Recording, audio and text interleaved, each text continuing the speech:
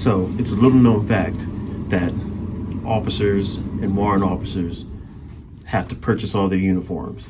A lot of people don't realize that, but we do. But how do we get here? Stay tuned.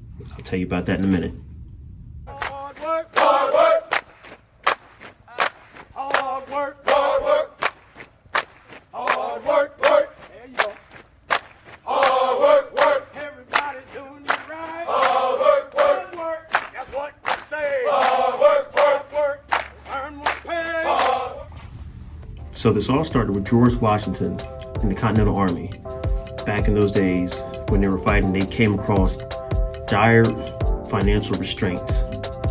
So what George Washington figured was that if he could have their officers pay for their own uniforms, it would alleviate a lot of the cost, and the financial burden, that was given towards the war effort. At that time, as you know, that was a very rough war. Supplies weren't the same as they were today. You weren't getting something flown in. Manufacturing didn't exist yet. People were hand making things. So there were very huge shortages in supplies. We're looking at boots, ammunition, to support the war effort. So having his officers pay for their own uniforms and supplies, like I said, he alleviated a lot of the cost, and it made the officers more invested in their soldiers and in the military because they have more skin in the game. They're more higher paid, so when you have to fund yourself in this army, you have a lot more going into it. So today, we still follow suit. It's not a standard, but it is something that happens. So you'll come into the military as enlisted or an officer, you still will get it. You will get a basic issue.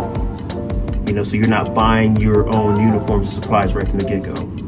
Now, on the officer side nowadays, it's not that we're paying for our own uniforms, but we're paying for the upkeep. So once we get our basic issue, when it comes to like the clothing, the uniforms, and the dress uniforms, that's something that we have to fund out of our own pocket, given that we are being paid more.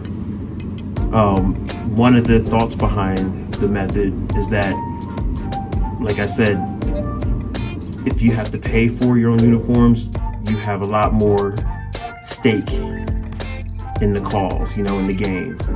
So that's all I got to say about that. That was something I learned actually the other day, so I figured I'd let you guys know. It originated with George Washington supporting the Revolutionary Army, or Continental Army, supporting that because of the shortages. So you have the officers pay for their own uniforms, so there'll be more money to go towards supplies for the troops. And it really shows the commitment of the officers that are in the battle. So if I get another nugget of knowledge for you guys, I'll spit it out. Till the next time, stay strong, stay dangerous.